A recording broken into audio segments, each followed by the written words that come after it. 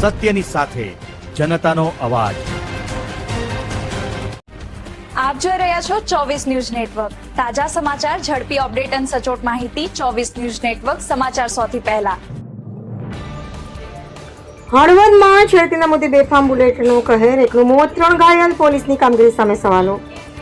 મોરબી જિલ્લાના હળવદ તાલુકાના જૂના દેવળિયા ગામે શાળાએ જતી વિદ્યાર્થીનીઓની છેડતીની ઘટનાને પગલે સર્જાયેલા વિવાદ દરમિયાન બેફામ બુલેટ મોટરસાયકલે લોકોને અડફેટે લેતા એક વ્યક્તિનું મોત નીપજ્યું હતું, જ્યારે 3 લોકો ઇજાગ્રસ્ત બન્યા હતા। ઘટનાથી સમગ્ર વિસ્તારમાં ભારે ચકચાર મચી જવા પામી છે।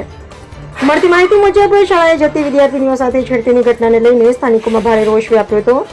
આ દરમિયાન બુલેટ ચાલકે બેદરકારીપૂર્વક વાહન હંકારી લોકોને અડફેટે લીધા હતા। ઘટનામાં એક વ્યક્તિનું મોત થયું હતું, જ્યારે 3 લોકોને સારવાર માટે હોસ્પિટલ ખસેડવામાં આવ્યા હતા।